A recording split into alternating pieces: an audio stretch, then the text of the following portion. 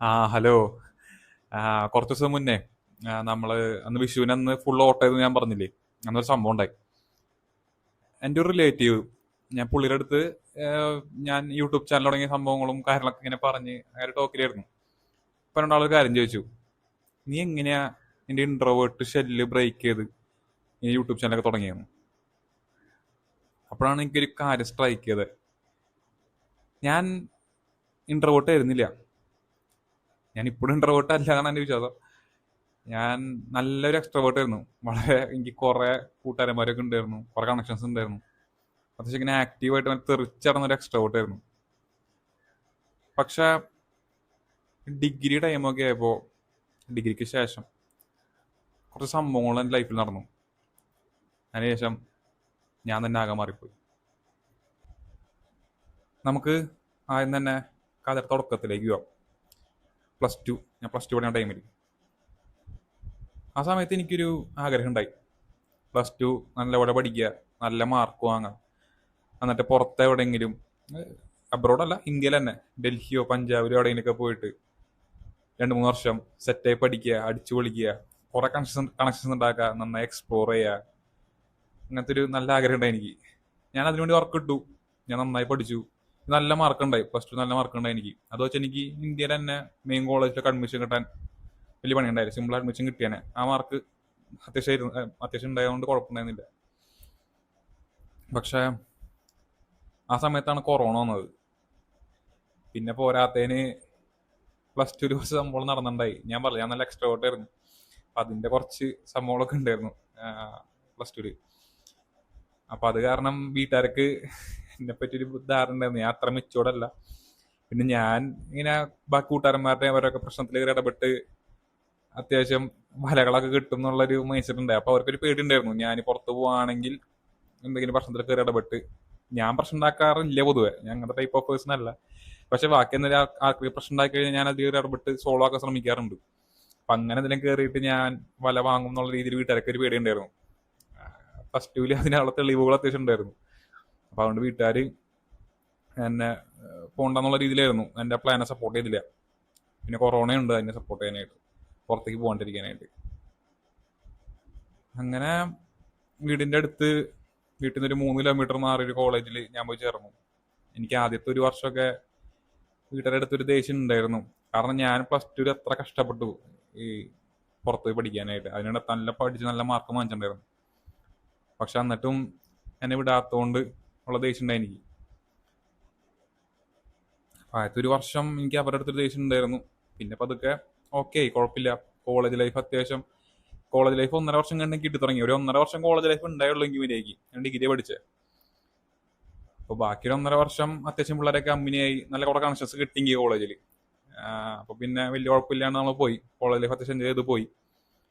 പിന്നെ അതിനുശേഷം എനിക്ക് മുന്നേ ഒരു പ്ലാൻ ഉണ്ടായിരുന്നു, ഡിഗ്രി എടുക്കുക, അതിനുശേഷം UPSC അല്ലെങ്കിൽ ബാക്കി എക്സാംസ് പ്രിപ്പയർ ചെയ്യാൻ ഇറങ്ങാം എന്നുള്ള രീതിയിൽ എനിക്ക് മുന്നേ പ്ലാൻ ഉണ്ടായിരുന്നു.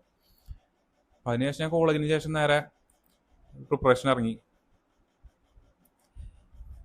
എനിക്ക് മുന്നേ അറിയായിരുന്നു പ്രിപ്പറേഷൻ ഇറങ്ങി കഴിഞ്ഞ് കഴിഞ്ഞാൽ മൊത്തത്തിലൊന്ന് ഒറ്റപ്പെടലും പരിപാടിയൊക്കെ ആയിരിക്കും. അപ്പൊ അതുകൊണ്ട് ഡിഗ്രി ലൈഫ് മാക്സിമം എൻജോയ് ചെയ്യുക, മാക്സിമം അടിച്ചു പൊളിക്കുക, അതിനുശേഷം ഫുള്ളായിട്ട് ഫോക്കസ് ചെയ്ത് പഠിക്കുക എന്നുള്ള പ്ലാൻ ആയിരുന്നു ഇരിക്കും. അതുകൊണ്ടായിരുന്നു ഞാൻ പുറത്ത് പോയിട്ട് എൻജോയ് ചെയ്യാം, അതിനുശേഷം ഫുള്ളായി പഠിക്കുക എന്നുള്ള പ്ലാനായിരുന്നു. പക്ഷെ ഡിഗ്രി ലൈഫ് കുറച്ച് വർഷം കിട്ടിയുള്ളതുകൊണ്ടും പിന്നെ വീടിൻ്റെ അടുത്തായതുകൊണ്ടും ഞാൻ വിചാരിച്ചത്ര എക്സ്പോഷർ കിട്ടാഞ്ഞതുകൊണ്ടും അതിന് ഫ്രസ്ട്രേഷൻ ഓൾറെഡി ഉണ്ടായിരുന്നു. വീട്ടുകാരുള്ള ഉദ്ദേശമൊന്നും ഇല്ല കേട്ടോ, എന്നാലും അതിന്റെ വിഷമം നടന്നില്ലല്ലോ, ലൈഫ് നടന്നില്ലല്ലോ, അതിന്റെ വിഷമം ഉണ്ടായിരുന്നു എനിക്ക്. പിന്നെ അതിന്റെ ഒപ്പം പ്രിപ്പറേഷൻ തുടങ്ങിയപ്പോൾ ഞാൻ മൊത്തത്തിന് സോഷ്യൽ കണക്ഷൻസ് മൊത്തം നിർത്തിവെച്ചു. കൂട്ടുകാരൊക്കെ ആയിട്ട് കണക്ഷൻസ് ഒക്കെ വളരെ കുറഞ്ഞു. ഞാൻ എന്നിലേക്ക് തന്നെ ഭയങ്കരമായിട്ട് ഒതുങ്ങി. പഠിക്കുക, പഠിക്കുക, കാര്യങ്ങൾ ചെയ്യുക, കിടന്നുറങ്ങുക, പഠിക്കുക, കാര്യങ്ങൾ ചെയ്യുക, കിടന്നുറങ്ങുക, ആ ഒരു തന്നെയായിരുന്നു. അപ്പോ അധികം വൈകാണ്ട് തന്നെ ഞാൻ ആകെ മാറി തുടങ്ങി. എനിക്ക് ഭയങ്കര ഫ്രസ്ട്രേഷനൊക്കെ ആയി തുടങ്ങി, ഭയങ്കര വിഷമം പരിപാടിയൊക്കെ ആയി തുടങ്ങി. പിന്നെ ഞാൻ നല്ല എഫേർട്ട് ഇട്ടിട്ട് എൻ്റെ ലൈഫിൽ ഇടുന്നേക്കാൾ ഇതുവരെ ഇട്ടതിനേക്കാളും കൂടുതൽ എഫേർട്ട് ഇട്ടിട്ടും റിസൾട്ട് ഒന്നും കിട്ടണ്ടായപ്പോൾ നല്ല വിഷമം വന്നു തുടങ്ങി ഒബ്വിയസ്ലി. അപ്പോൾ ഞാൻ ഇപ്പോഴും കൺസിഡർ ചെയ്യുന്നത് ഈ ഒരു പീരീഡ്, അല്ലെങ്കിൽ ഈ 2-3 വർഷം എൻ്റെ ലൈഫിൽ തന്നെ ഏറ്റവും വേസ്റ്റായ ഒരു പീരീഡാണ് ഞാൻ കണക്കാക്കുന്നത്. കാരണം ഞാൻ എഫേർട്ട് ഇട്ടിട്ടുണ്ട്, ഞാൻ എവിടെ എത്താനുള്ള അതിൻ്റെ ഫ്രസ്ട്രേഷൻ വിഷമമൊക്കെ ഉണ്ട്. പിന്നെ സൊസൈറ്റി നമ്മളെ കാണുന്ന ഒരു ഇതുണ്ട്. സൊസൈറ്റിനെ പറ്റി ഞാൻ അത്ര ബോധറിയാനില്ല, പക്ഷെ നമ്മളൊരു സോഷ്യൽ ഇതിൽ ജീവിക്കണോണ്ട് അതും എപ്പോഴെങ്കിലൊക്കെ വരും. ബോധറിയാനായിട്ട് നമുക്ക് ബോധറേണ്ടി വരും ചില സമയങ്ങൾ. നിങ്ങൾക്ക് അറിയായിരിക്കും. ഇപ്പം എൻ്റെ പോലെ ഒരു ലൈഫാണ് നിങ്ങൾ ഈടുകയാണെങ്കിൽ നിങ്ങൾക്ക് അറിയായിരിക്കുക കാര്യങ്ങൾ. നമുക്ക് ഇടയ്ക്ക് ഇങ്ങനത്തെ വിഷമങ്ങളൊക്കെ വരും. അപ്പോൾ എനിക്ക് മനസ്സിലായ ഒരു കാര്യമുണ്ട്. ഞാൻ എന്നെ തന്നെ കുറച്ചും കൂടി അനലൈസ് ചെയ്യാൻ തുടങ്ങി, എൻ്റെ കാര്യങ്ങൾ കുറച്ചും അനലൈസ് ചെയ്യാൻ തുടങ്ങി. അപ്പോൾ എനിക്ക് മനസ്സിലായി, എനിക്ക് ഈ സോഷ്യൽ കണക്ഷൻസും ഒക്കെ അത്യാവശ്യം വേണ്ട ഒരാളാണ്.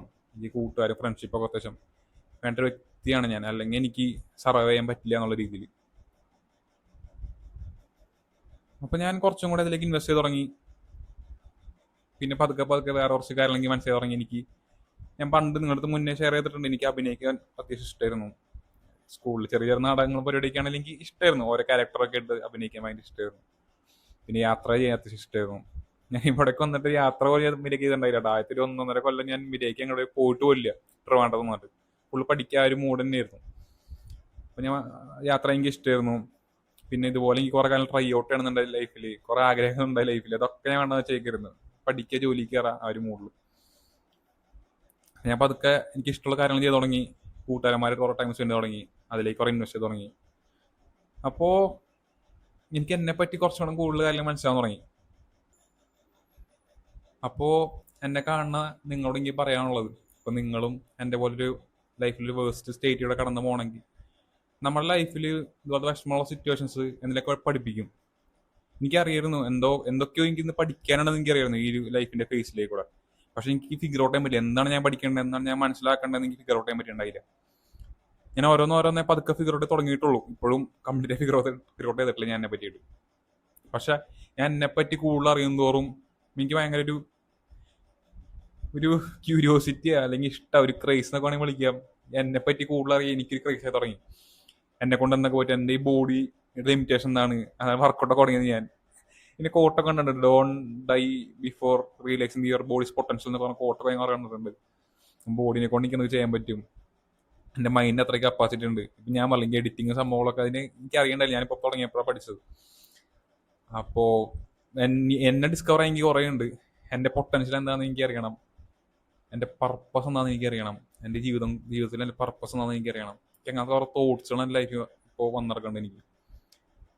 എപ്പോഴൊക്കെയോ ഒരു ജോലി കയറാനേക്കാളും ഉപരി ഞാൻ ഇതിനെ കുറച്ച് പ്രയോറിറ്റൈസ് ചെയ്യുന്നുണ്ട്.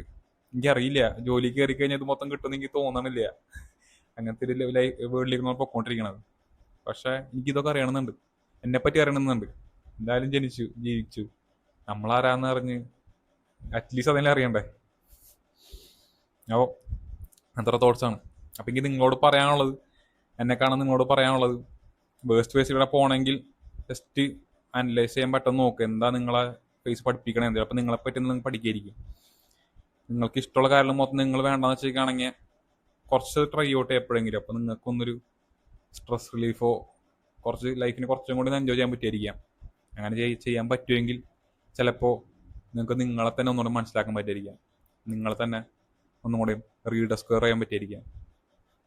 ചിലപ്പോൾ ആർക്കറിയാം, നിങ്ങളുടെ പർപ്പസ് ഒന്നും ചിലപ്പോൾ നിങ്ങൾക്ക് കിട്ടുമായിരിക്കാം. എനിക്ക് കിട്ടിയിട്ടില്ല, നിങ്ങൾക്ക് അതിന് കിട്ടുകയാണെങ്കിൽ നല്ല കാര്യം. അപ്പോൾ ഓക്കെ.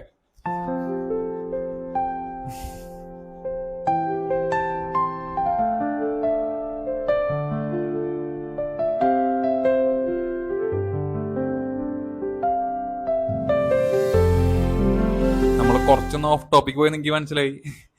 പിന്നെ ഞാനത് പറയാൻ കാരണം, ഇപ്പോൾ 30 ദിവസം ആവാറായി, നമ്മുടെ ചലഞ്ച് ഏകദേശം കഴിയാറായി.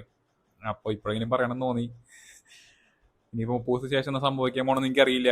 എക്സാമൊക്കെ അടുത്ത് തുടങ്ങി, അതിലേക്ക് എന്തായാലും പഠിക്കണം. എന്തായാലും ഇവിടെ നിൽക്കുകയാണ്, അതിലേക്ക് പഠിക്കണം എന്നുള്ള മൈൻഡ് തന്നെയാണ്.